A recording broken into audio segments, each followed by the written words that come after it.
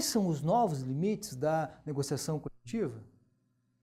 A reforma trabalhista, a Lei 13.467 de 2017, pretende estipular a prevalência do negociado sobre o legislado. Resta saber até que ponto essa negociação, essa prevalência, está de acordo com princípios constitucionais e não só isso, com declarações de direitos humanos internacionais que tutelam o direito social do trabalho. Eu sou Alberto Oliveira, procurador do trabalho e professor da Escola Superior do Ministério Público da União. Olá! Ao representar os interesses de trabalhadores, a principal função das entidades sindicais consiste no processo de negociação coletiva, cujo resultado, acordos e convenções coletivas de trabalho, são fonte material do direito individual do trabalho. A propósito, estabelece o artigo 444 da CLT que as relações contratuais de trabalho podem ser objeto de livre estipulação das partes interessadas em tudo quanto não contravenha disposições de proteção ao trabalho, aos contratos coletivos que lhes sejam aplicáveis e às decisões das autoridades competentes. Sobre o papel dos sindicatos na produção do direito material, a Constituição Federal, no artigo 8º, estabelece a obrigatória participação das associações profissionais nas negociações coletivas,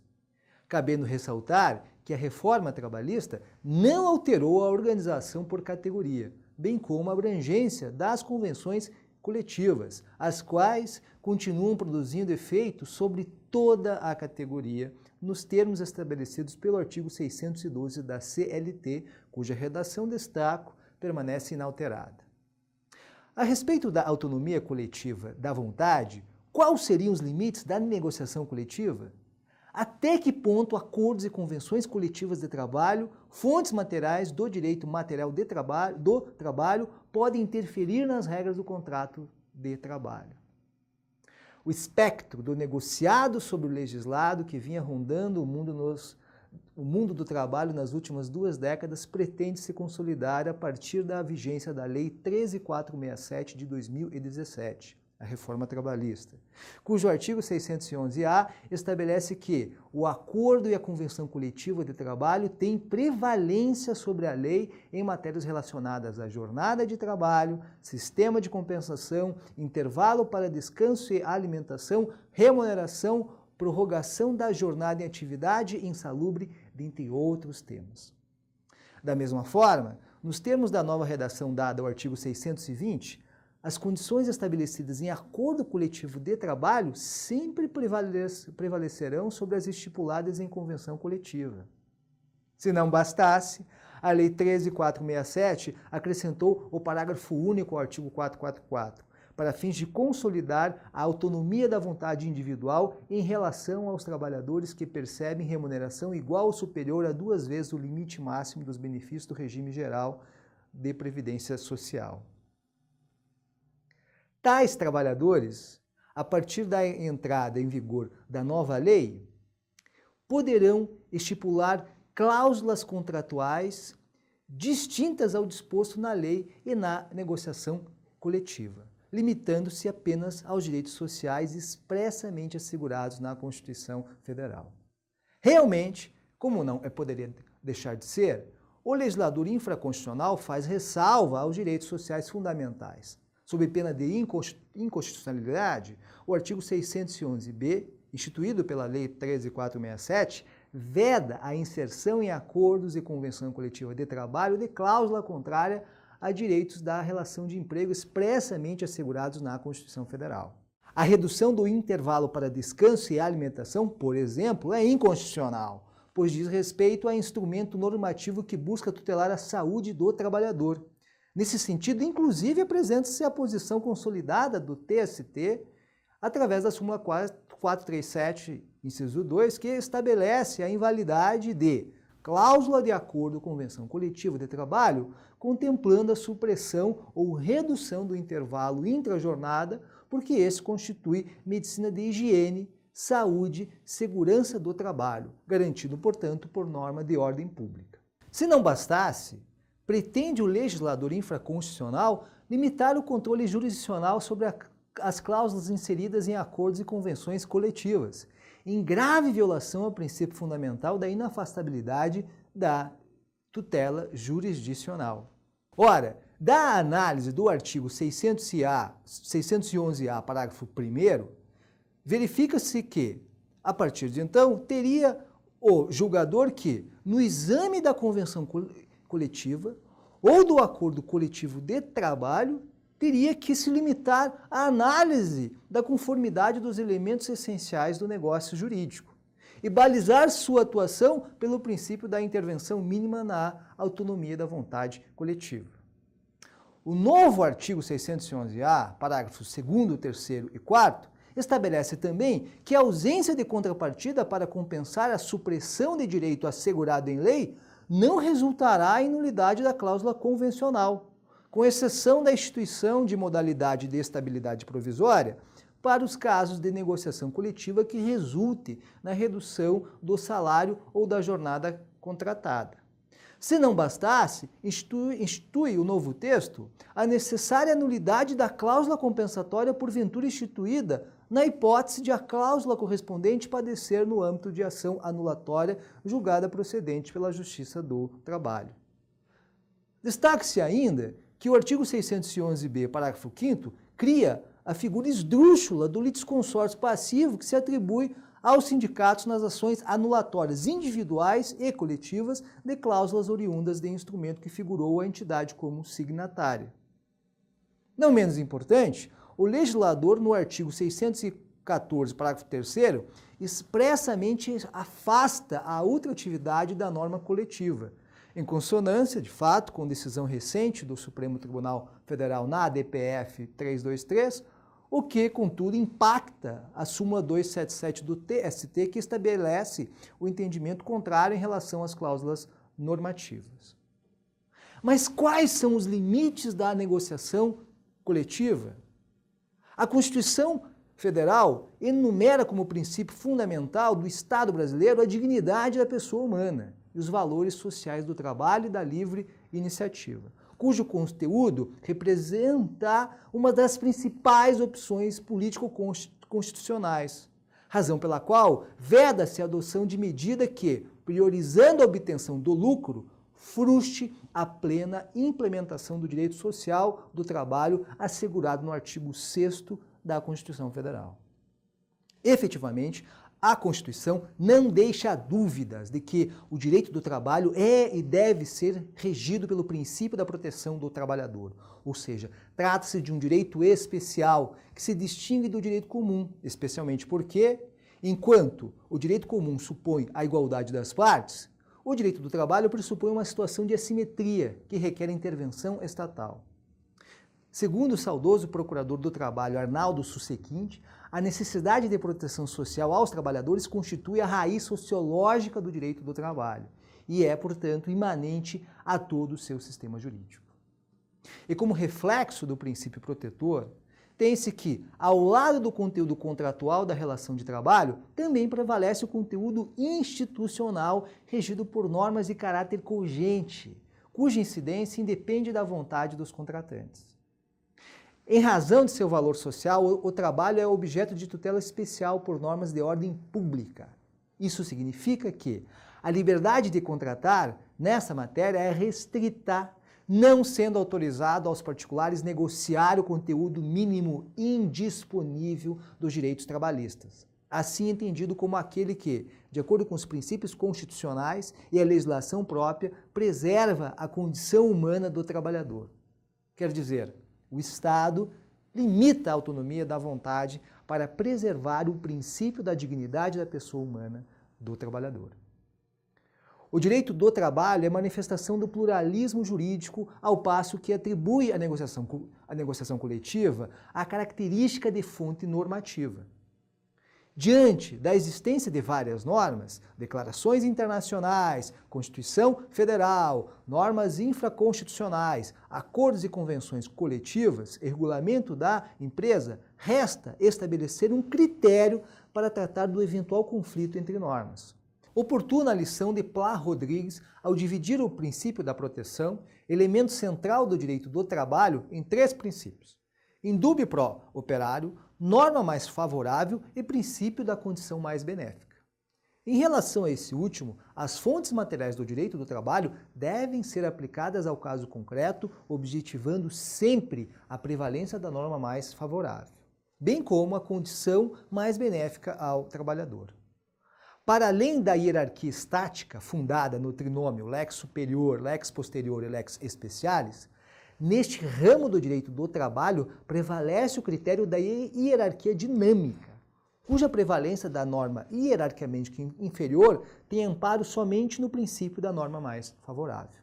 Não menos importante, seguindo a lição do ministro Maurício Godinho Delgado, o princípio da adequação setorial negociada, cujo conteúdo trata das possibilidades e limites jurídicos da negociação coletiva, harmoniza as normas fruto da negociação coletiva e o arcabouço jurídico definido pelo Estado para integrar o direito material do trabalho.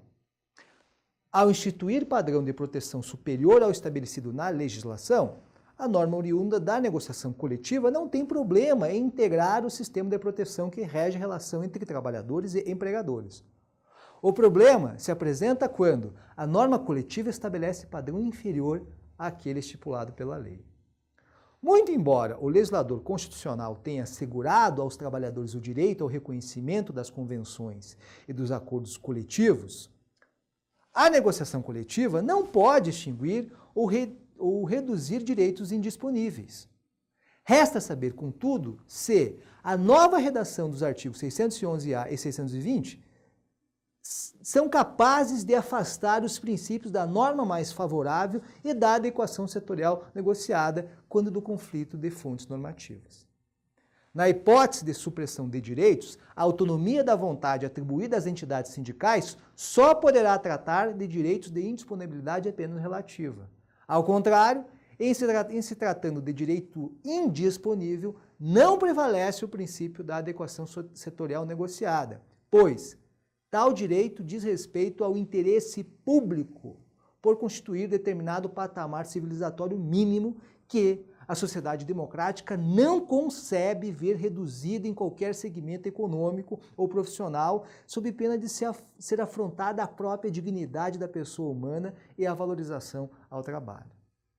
Conquanto se deva realmente prestigiar a autocomposição por meio da via da negociação coletiva, tem-se igualmente que a autonomia negocial das entidades sindicais não pode ser considerada absoluta, já que tem seus necessários temperos, sobretudo quando se desvia da sua finalidade precípua, qual seja a melhoria da condição social do trabalhador nos termos delimitados pela Constituição Federal. Efetivamente, o princípio da melhoria da condição social do trabalhador diz respeito à proteção do próprio trabalhador, podendo-se destacar também o princípio do não retrocesso social, que marca as democracias ocidentais a partir da ideia de que o patamar de direitos fundamentais individuais e sociais alcançados não pode ser suprimido pelo legislador ou pelo administrador público. Absolutamente, a possibilidade de os sindicatos se estabelecerem condições contratuais inferiores ao estabelecido na legislação social trabalhista configura grave violação ao princípio do não retrocesso.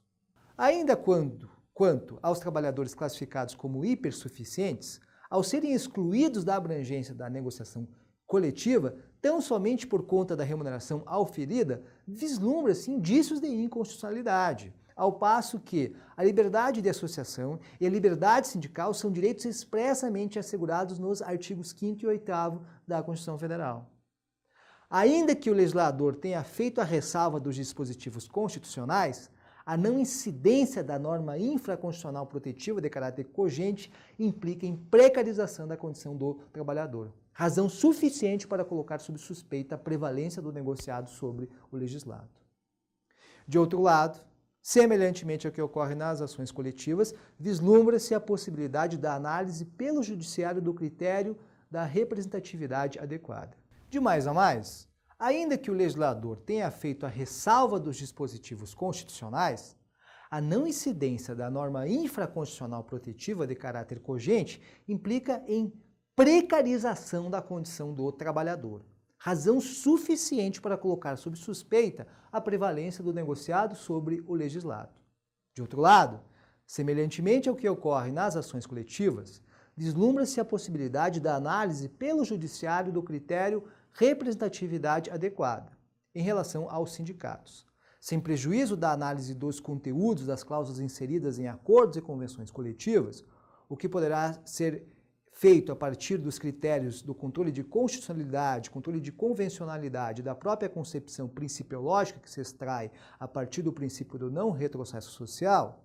poderá também o juízo apurar se determinada entidade sindical efetivamente tem legitimidade para representar os interesses da categoria, quando do processo de negociação coletiva.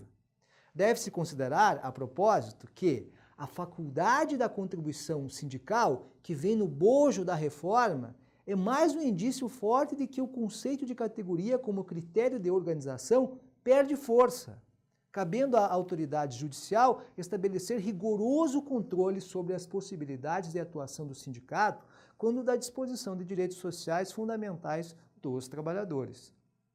Não se ignora a legitimidade dos sindicatos para a tutela dos interesses da categoria, inclusive em se tratando de direitos individuais homogêneos, nos termos consolidados pelo Supremo, no recurso extraordinário número 883642, o que resultou, inclusive, no cancelamento da súmula 310 do TST.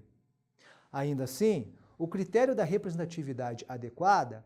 presente nas ações civis públicas, poderá ser utilizado pelo juízo quando da impugnação de instrumentos coletivos firmados por sindicatos carentes de representatividade, seja por conta do baixo número de filiados, seja ainda em decorrência do quórum reduzido nas assembleias que aprovaram os termos da negociação entabulada com o empregador. Como estratégia de contraposição ao modelo que se pretende instalar, além do controle difuso e concentrado de constitucionalidade, vislumbra-se potencialidades no controle de convencionalidade, a ser realizado no âmbito de ações individuais, coletivas, condenatórias, anulatórias e declaratórias. A Declaração Universal dos Direitos Humanos, o Pacto Internacional dos Direitos Econômicos, Sociais e Culturais, o Protocolo de São Salvador, a Declaração Sociolaboral do Mercosul, as convenções da OIT, bem como os demais tratados internacionais de direitos humanos que o Estado brasileiro, ainda que não signatário, figure como membro, deverão ser utilizados como fundamento jurídico para se afastar da aplicação de norma que represente efetivo retrocesso social. Para além da visão do direito como mera superestrutura destinada a instrumentalizar no âmbito do conflito de classes a supremacia de uma classe sobre a outra, o direito sim é um espaço de lutas em aberto. Trata-se, portanto, de reconhecer a possibilidade dos operadores do direito em buscar efetivar práticas emancipatórias, notadamente no que tange aos direitos sociais, neste embate frente à ordem neoliberal que se pretende impor.